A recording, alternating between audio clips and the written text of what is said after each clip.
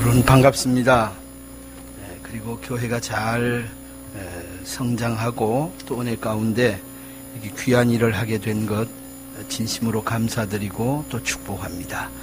한번 기도하고 말씀을 같이 보겠습니다. 하나님 아버지, 은혜를 감사합니다.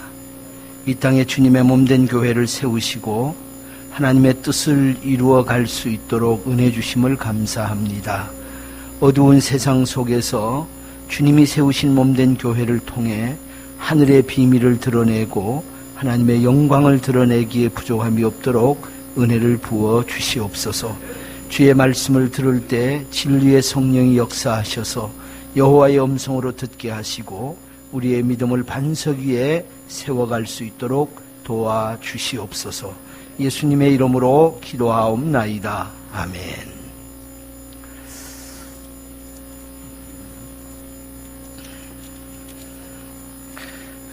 미국의 필라델피아에 존이라는 소년이 살고 있었습니다. 벽돌 공장에 다니면서 아주 예수를 잘 믿는 그런 청년이었습니다. 근데 그 예배당에 들어가는 입구는 늘 그 포장이 되어 있지 않아서 진흙탕인데 비가 오면 아주 질퍽거리는 그런 땅이었습니다. 그날 또 예배당에 가는데 비가 와서 신발에 진흙이 아주 덕지덕지 붙었어요. 그래서 이제 예배당 안을 들어가면서 그 신발에 흙을 털어내면서 우리 교회 어른들은 뭐 하는 거야? 이런 것을 좀 이렇게 잘 포장을 해서 불편하지 않게 해주면 얼마나 좋을까?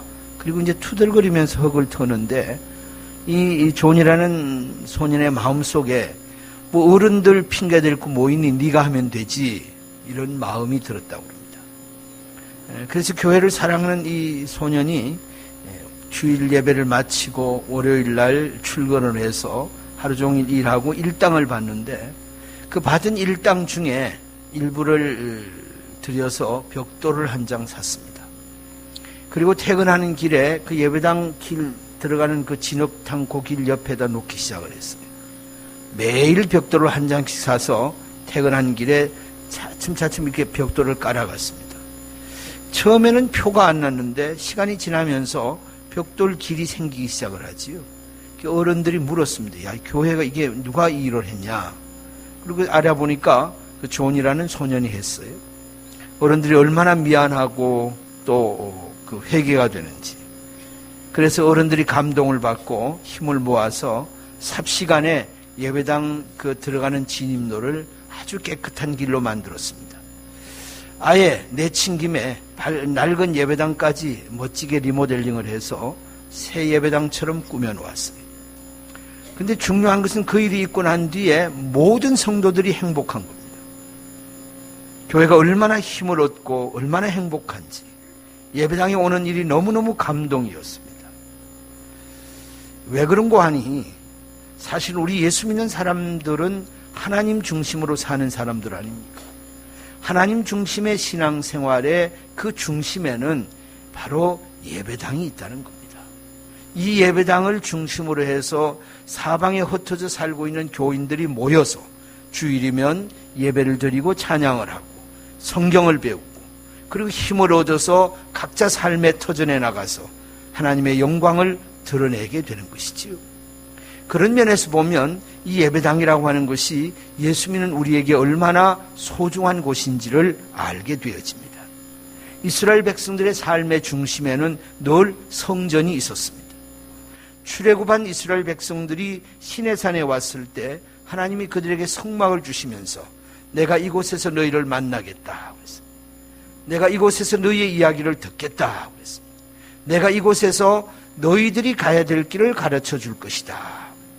그래서 광야의 백성들의 중심에는 늘 성막이 있었습니다. 행진할 때도 앞뒤 6지파가 서고 가운데 이 성전이 있었어요. 성막이 있었습니다. 어느 곳에 진을 쳐도 동서남북으로 4지파씩 진을 치고 가운데 성막이 있었습니다. 그것은 그들의 삶의 중심이 늘 그곳이라는 겁니다. 솔로몬이 성전을 짓고 난 뒤에도 모든 일은 이제 예루살렘 성전 중심으로 이루어졌습니다. 그걸 좀 어려운 말로 우리가 신학에서는 예배 처소 중앙화라는 표현을 쓰는데 모든 일이 그 성전이 중심이었어요. 오늘날 교회가, 오늘날 예배당이 구약의 성전은 아닙니다. 성전과 같을 수가 없습니다. 하지만 한 가지 분명한 사실은 오늘날도 예수 믿고 하나님의 백성으로 살아가는 사람들의 중심에는 늘 교회가 있다는 것이죠. 교회를 중심으로 해서 모이게 되어지고 교제가 이루어지고 하나님의 뜻을 이루어 나가게 되는 것이죠. 사람들은 이렇게 말합니다. 예수를 잘 믿으려면, 건강한 믿음으로 살아가려면 늘 그 교회 중심의 삶이 되어야 한다. 에이, 어느 교회든지 다 하나님이 계시는데 거기 가서 예배 드리면 되지. 그런 사람 치고 신앙생활 제대로 하는 사람 별로 없습니다. 주일날 그저 형편되면 아무 교회나 가서 예배 드리고 이름만 여기다 걸어놓고, 그런 사람을 우리는 뭐라고 불러요? 날라리 신자라고 부릅니다. 그럴 수밖에 없습니다. 믿음이 자랄 수가 없습니다. 그래서 늘 신앙생활은 자기가 섬기는 교회를 중심으로 이루어져야 되지. 그 다음에 하나님 중심이 되어야 합니다. 그리고 그 교회를 섬기는 담임 목사 중심으로 이루어져야 되지요. 그래야 건강한 신앙이 이루어져 갈 수가 있습니다. 이것이 제대로 잘 안 되면 늘 시험거리가 생기고 신앙이 제대로 서나갈 수가 없다는 것이에요. 그래서 바울 사도도 이 교회에 대한 이 신학이 아주 분명했습니다. 로마에서 2년 동안 감옥에 있다가 석방을 했습니다. 감옥에서 나와서 이제 4차 전도 여행이라고 우리가 흔히 말하는데 복음을 전하러 다닙니다. 이때 에베소 교회에 목회를 했던 분이 바로 이제 디모데입니다. 디모데를 에베소 교회에 파송을 해서 디모데는 에베소 교회 담임 목사였습니다. 그런데 아직 어리고 또 경험도 별로 없습니다. 그래서 바울 사도는 늘 걱정이 생겼습니다. 이제 빨리 디모데를 만나서 목회를 어떻게 하는 건지, 교회를 어떻게 세우고 섬기는 건지를 가르쳐 주고 싶었습니다. 그래서 아마 우리가 이 말씀을 보면 약속도 한 것 같습니다. 내가 언제까지 에베소로 가리라. 근데 문제가 생겼습니다. 문제가 생겨서 약속된 시간에 갈 수 없게 되었습니다. 마음은 급합니다. 왜냐하면 이 시대는 핍박의 시대 아닙니까? 그저 어쩌다가 다시 잡혀 들어가서 순교를 당할 수도 있고 다시 못 만날 수도 있습니다. 근데 문제가 생겨서 에베소로 갈 수 없으니 얼마나 마음이 다급한지, 그래서 편지를 씁니다. 교회를 섬기는데 중요한 문제를 이렇게 처리하라고 편지를 써서 보내는 거예요. 그것이 바로 디모데 전서입니다. 다시 말하면 오늘 읽은 본문의 말씀은 바울 사도가 디모데 전서를 쓰게 된 동기를 우리에게 말씀하고 있습니다. 여러분 한번 성경을 다시 한번 보시기 바랍니다. 디모데전서 3장 14절에 이렇게 말하지요. 내가 속히 내게 가기를 바라나 이것을 내게 쓰는 것은, 내가는 누굽니까? 바울 사도입니다. 내게는 누굽니까?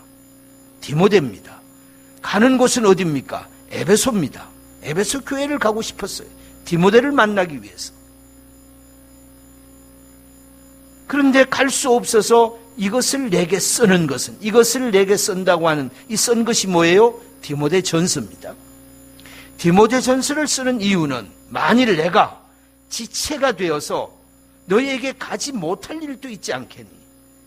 그래서 이 편지를 써서 먼저 보낸다는 겁니다. 그래서 만일 내가 지체하면 너로 하여금 하나님의 집에서 어떻게 행하여야 할지를 알게 하려 함이니, 내가 너를 못 만나게 되면 이 일만은 꼭 해주고 싶은데 전해줄 방법이 없어요. 그래서 디모데 전서를 써서 보낸 겁니다. 디모데 전서의 내용이 뭐예요? 목회를 어떻게 하는지를 잘 가르쳐주는 말씀이에요. 그래서 우리는 흔히 이 성경을 분류할 때 디모데 전서나 디모데 후서를 목회 서신이라고 말합니다. 목회를 어떻게 할 것인지, 교회를 어떻게 섬길 것인지. 왜냐하면 이 일은 매우 중요한 일이기 때문에 그렇습니다. 그래서 디모데전서 1장을 보면 교회 안에 잘못된 가르침들이 들어오지 못하게 하라고 말합니다. 진리를 옳게 분별해서 바른 진리를 가르쳐야 한다는 겁니다. 교회가 진리를 바르게 전하지 못하고 진리를 바르게 가르치지 못하면 이미 그것은 교회로서 생명력을 잃어버리게 됩니다. 이 당시 바울 사도 당시만 해도 교회 안에는 여러 가지 잘못된 것들이 들어와 있었습니다. 율법주의를 비롯해서 영지주의라든지 오늘날과 비슷한 이단들이 교회를 많이 어지럽혔습니다. 오염을 시켰어요. 그래서 잘못된 진리가 교회 안에 들어오지 못하도록 하라고 부탁을 하는 겁니다. 바른 진리, 바른 교회, 바른 삶이지. 이 삶을 붙잡고 있고 이 진리를 붙잡고 있는 목회자의 리더십을 강조하는 겁니다. 가르치는 사람이 제대로 서 있지 않으면 그를 따라오는 사람도 제대로 설 수가 없기 때문에 그렇습니다. 그래서 이 일을 하라고 하나님이 자기를 사도로 세웠고 에베소 교회 목사인 너도 역시 하나님이 세웠다는 겁니다. 그래서 성도들의 본이 되라고 이야기하지 않습니까? 바른 진리의 말씀을 붙잡고 믿음의 선한 싸움을 싸워야 한다고. 깨어 기도해야 된다고. 경건한 질서를 따라서 하나님 앞에 예배를 드리고 교회 안에 하나님의 일꾼을 잘 세워야 한다고요. 일꾼이 매우 중요하다고 말합니다. 이런 것들을 이렇게 강조하는 이유는 교회가 사람의 필요에 의해서 세워진 단체가 아니기 때문에 그렇습니다. 세상에는 모임들이 참 많지요. 취미 활동을 하는 동호회도 있고 친목계도 있고 향후회도 있고 정치적인 단체들도 많습니다. 사업체도 있지요. NGO 단체들도 많아요. 그런데 교회는 이런 단체가 아니라는 겁니다. 이 땅의 교회는 하나님이 세우셨고 그 교회의 주인이 하나님이고 그 교회는 하나님의 몸이라는 거예요. 그래서 바울은 그 서신서에서 하나님의 교회가 어떤 것인지에 대해서 매우 강조하고 특별히 에베소 같은 성경은 교회를 가르치는 교회론을 이야기하고 있습니다. 그가 모든 교회의 서신서를 쓸 때 꼭 그 처음에 교회에 관한 부분을 이야기하지요. 고린도전서 1장 2절에도 보면 그 혼란스러운 교회를 향해서 이렇게 말합니다. 고린도에 있는 하나님의 교회, 사람의 교회가 아닙니다. 그게 때로는 좀 부족하기도 하고 잘못된 것도 있고 그 다음에 연약하기도 하고 작을 수도 있고 클 수도 있지만 중요한 것은 교회는 하나님의 교회라는 거예요. 하나님의 교회라는 말이 무슨 말입니까? 그리스도 예수 안에서 거룩하여지고 성도라 부르심을 받은 자라. 아까 여러분 찬양을 처음 시작할 때 말씀하셨지요? 우리가 성전이라고. 왜 우리가 성전입니까? 성령을 우리 안에 모시고 있기에 성전이 되어진 겁니다. 성전이란 말은 하나님의 교회라는 말입니다.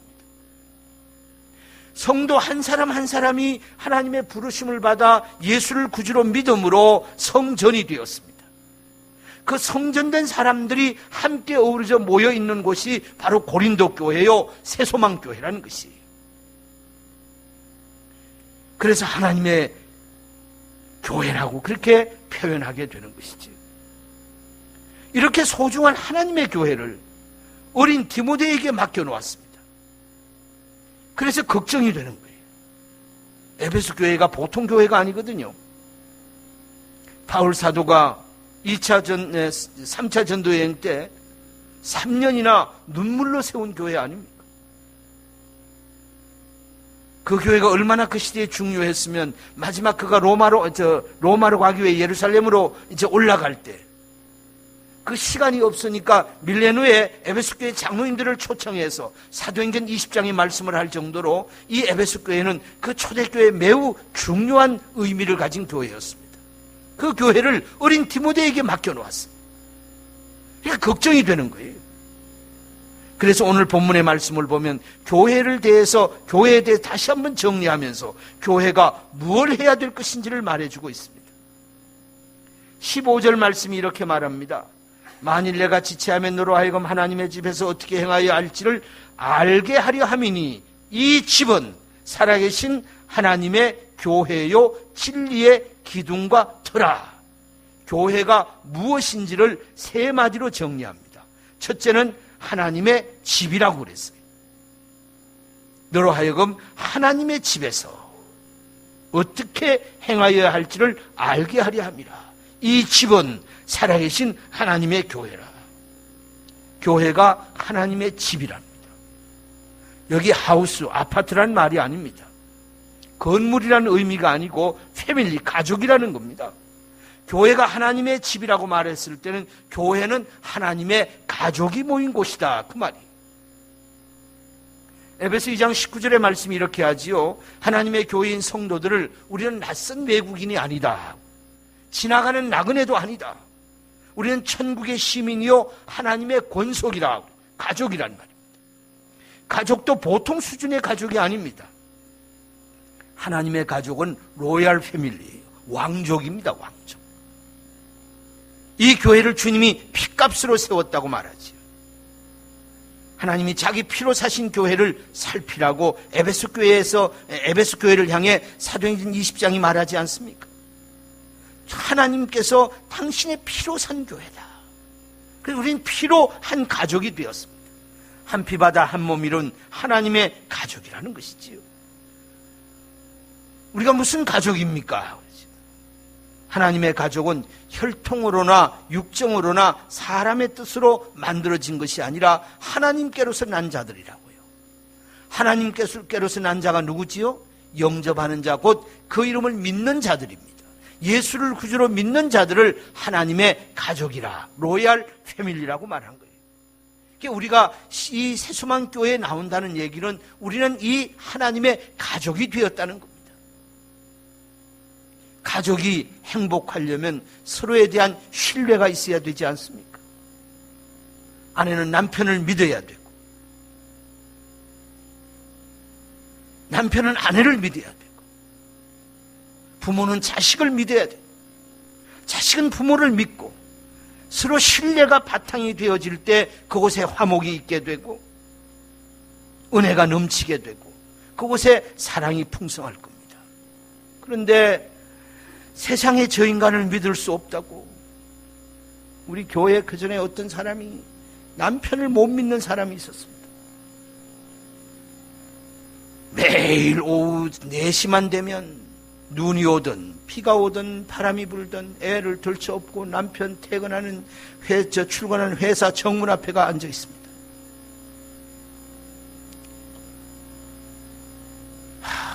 얼마나 불쌍한지.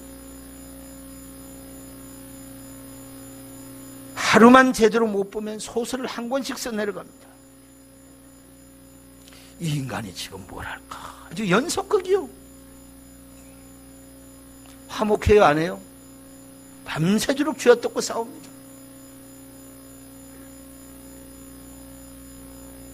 막 때려요. 그럼 또 이 남자는 참 찌질이요. 자기 또 어머니 집에 가서 일러요. 아내한테 맞았다고. 아유, 참. 지금까지 우리 교회 나왔으면 참 내가 속이 많이 썩었을 텐데 도중에 어디로 가셨어요? 신뢰가 깨지면 모든 게 다 깨지지 않습니까? 뭔들 믿을 수 있겠습니까? 교회가 가족이란 말은 교인이 목사를 신뢰하고, 목사가 교인을 신뢰하고, 성도들이 서로 장로님을 신뢰하고, 권사님을 신뢰하고, 집사님을 신뢰하고, 학생이 교사를 신뢰하고, 이것이 바탕이 이루어지지 않으면 무슨 일을 할 수가 있겠습니까? 어떻게 만나서 웃을 수가 있겠습니까? 거기서 무슨 사랑이 있겠습니까? 살벌한 가족이 되겠지요. 아무것도 이루어 나갈 수 없을 것입니다. 교회가 하나님의 가족이라고 하는 의미 속에는 서로 신뢰하며 화목하고 사랑하는 가족을 만들어 나가라는 말씀이에요. 두 번째로 하나님의 교회를 뭐라고요? 살아계신 하나님의 교회라 그렇게 표현합니다. 이 집은 살아계신 하나님의 교회라. 가족이기도 하지만 하나님의 교회란 말은 하나님께 속한 교회라는 겁니다. 하나님께 붙어있는 교회예요.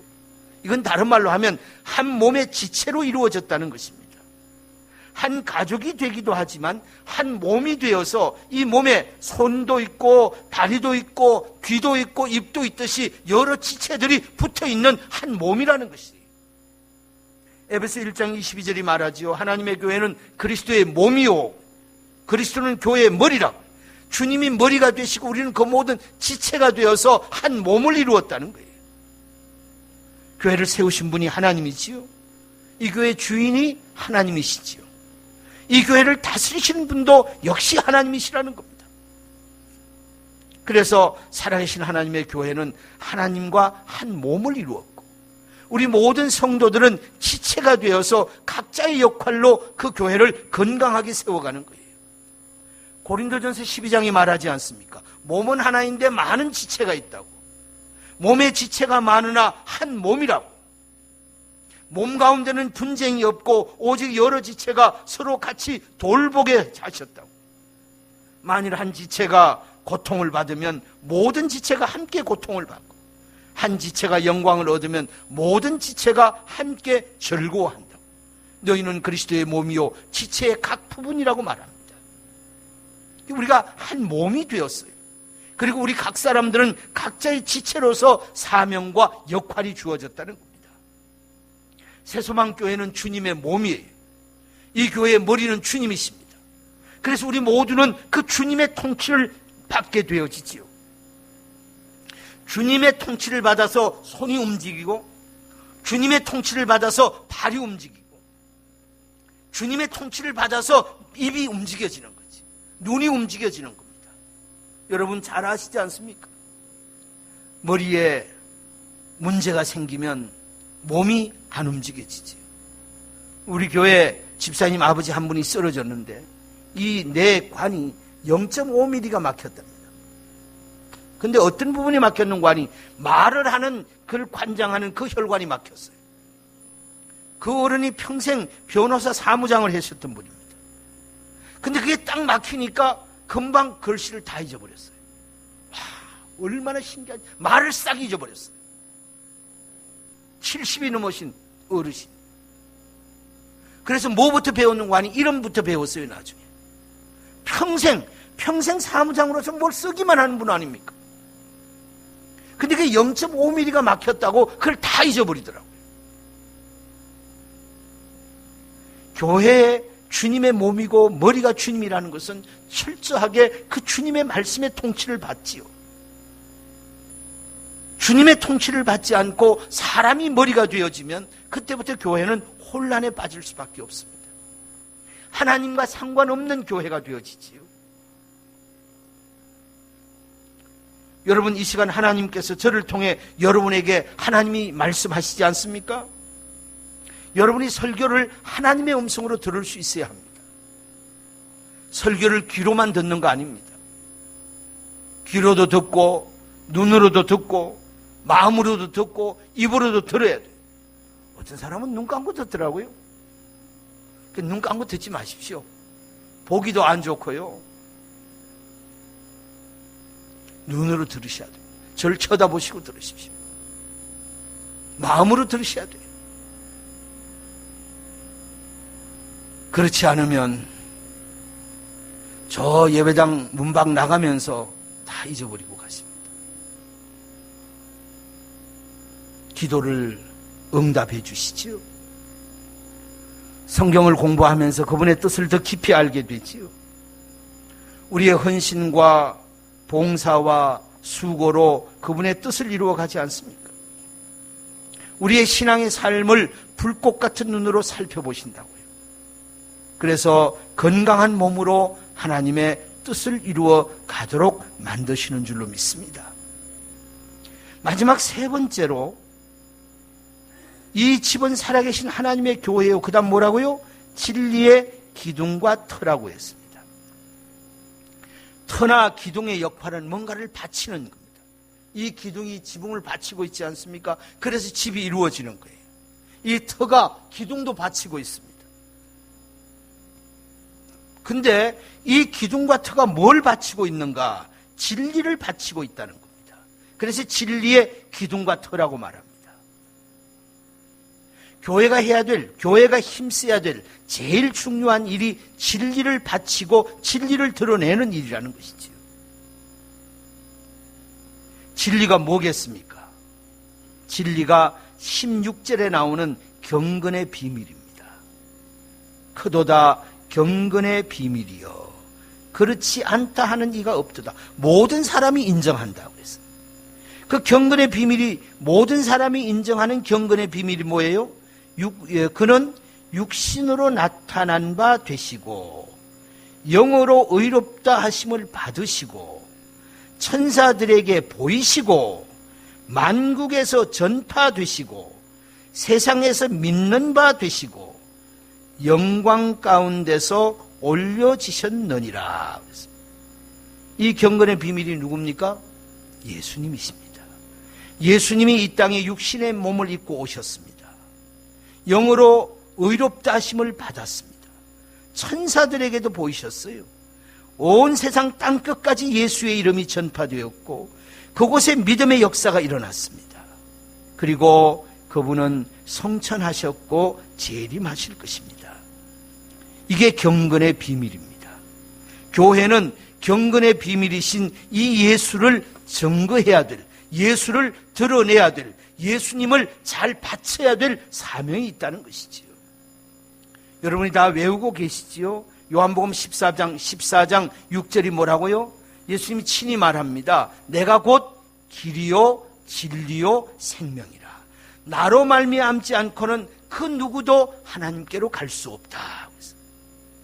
살아계신 창조주요 복의 근원이 되신 하나님 앞에 나아갈 수 있는 유일한 길이 진리 되신 예수님.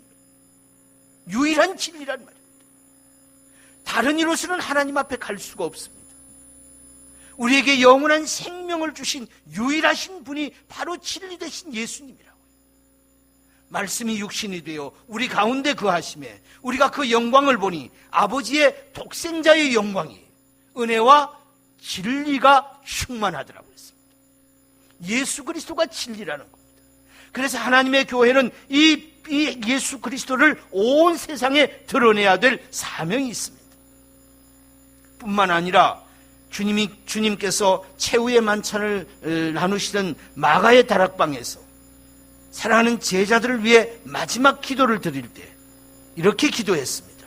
그들을 진리로 거룩하게 하옵소서. 지금 남겨두고 가는 이 제자들을 진리로 거룩하게 해달라고. 아버지의 말씀이 진리입니다. 다시 말하면 하나님의 말씀인 진리를 통해서 이 제자들을 거룩한 사람으로 만들어 달라고요. 우리를 구별된 하나님의 백성이요 거룩한 삶을 살아갈 수 있도록 만드시는 것이 살아계신 하나님의 말씀이지요. 좌우의 날선 금의 말씀이라는 것이지. 말씀이 우리를 구별된 하나님의 백성으로 만들지요. 바울 사도는 디모데에게 고린도 후서에서 이렇게 말하지 않습니까? 내가 어려서부터 성경을 배웠다고요. 성경을 알았다고요. 그 성경이 뭐라고요? 우리에게 구원을 얻게 하는 기회를 주셨다고요. 하나님의 말씀, 진리인 하나님의 말씀을 통해서 내가 죄인인 줄 알게 되고 우리 주님이 내 죄값을 지불하기 위해 십자가 위에서 희생 제물이 되신 것을 알게 되고 그 예수를 믿음으로 구원의 백성이 된 것을 알게 되었단 말이지. 이 땅에 살다 어느 날 주님이 부르시면 그 영원한 천국에 갈 것을 알게 되어진 줄로 믿습니다. 성경이 바로 우리에게 구원을 얻게 하는 기회를 얻게 한다. 의와 교육과 책망과 훈계로 우리를 하나님의 온전한 사람으로 만드시겠다고. 우리를 하나님의 사람으로 무엇이 만들어갈 수 있습니까? 돈이요? 세상의 공부입니까? 우리를 하나님의 사람으로 만들어갈 수 있는 것은 진리의 말씀이라고요. 선한 일을 할 수 있는 능력을 부여받는다고. 진리의 말씀을 통해서 내가 믿음의 선한 일들을 하며 살아야 되겠구나 하는 동기와 힘을 얻게 된다는 것이에요. 그래서 교회는 이제 진리의 기둥과 털어서 진리 되신 예수 그리스도, 진리 되신 하나님의 말씀을 세상에 드러내는 거예요. 경건의 비밀을 밝혀내는 거란 말이지. 교회가 천국의 가족이구나. 교회가 한 몸이구나. 교회가 진리의 기둥과 터구나. 이것이 바로 경건의 비밀이고, 이 비밀을 세상에 밝히 드러내야 할 것이 교회의 사명이라는 것입니다. 예수 그리스도가 우리의 죄값을 대신 갚으시기 위해 십자가 위에서 구속의 주가 되셨다는, 십자가 위에서 속죄의 제물이 되셨다는 이 복음의 진리를 세상에 드러낼 수 있는 그 비밀을 나타내는 것이 교회가 해야 될 일이라는 것이에요. 부활하셨고 3일 만에 부활하셨고 40일 만에 성천하셨다가 다시 때가 되면 이 땅에 우리를 데려가기 위해 오시겠다고 하는 그 놀라운 경건의 비밀을 세상에 드러내는 것이란 말이에요. 예수 믿음으로 구원받는다고, 천국이 있다고, 예수 믿는 사람들은 천국의 한 가족이라고, 한 몸이라고, 그 주님이 이 땅에 오셔서 병든 자를 고쳐주시기도 하고, 배고픈 자에게 일용할 양식을 주시기도 하고, 지친 자에게 새 힘을 주시기도 하고, 절망한 자에게 희망을 주기도 하고, 바로 이분이 우리가 믿는 진리라고 이 세상에 드러내어야 한단 말입니다. 이 근방에 사는 많은 사람들, 여러분의 주변에 있는 많은 사람들이 여러분의 모습을 바라보면서, 아, 저 사람 예수 믿는다며, 저 사람을 보니까 예수님이 어떤 분인지 알겠어. 적어도 이 정도는 되어야 한단 말이죠. 저 사람이 믿는 하나님이라면, 저 사람이 믿는 예수라면, 아, 난 믿기 싫어. 저 사람이 나가는 교회라면 그거 뻔해. 이것은 예수를 드러내지 않는, 진리를 드러내지 못하기에 그런 일들이 벌어지는 것이에요. 우리가 이 땅에 살면서 정말 경건의 비밀을 세상에 드러내는 교회로, 그리스도인으로 살아야 될 줄로 믿습니다. 그래서 여러분의 가정이나 직장이나 우리 동네에서 여러분의 모습을 보면서 주님을 볼 수 있고, 새소망교회를 바라보면서 주님을 볼 수 있고 진리가 무엇인지를 알아가는 이 놀라운 역사가 꼭 이루어지기를 주의 이름으로 축복합니다. 그래서 그 일로 인해서 교회가 힘을 얻고 하나님의 영광을 드러내고 부흥의 역사가 일어나고, 이 어두운 시대에 하나님이 기뻐하시는 사명을 잘 감당하는 그런 복된 교회가 되어지기를 주의 이름으로 축원합니다. 그러하신 아버지 감사합니다. 이 땅에 교회를 주님이 세우셨습니다. 그리고 이 교회를 통해 이 어두운 시대에 진리의 역사를 이루어 가시는 줄로 믿습니다. 한 가족이요, 한 몸이요, 진리의 기둥과 털어서 경건의 비밀인 우리 주님을, 그리고 진리의 말씀을 잘 드러내요. 이 교회를 통해 구원의 역사가 놀랍게 일어나며 부흥의 역사가 일어나며 이 어두운 시대에 하나님의 뜻을 밝히는 진리의 등불이 되어질 수 있도록 도와 주시옵소서. 예수님의 이름으로 기도하옵나이다. 아멘.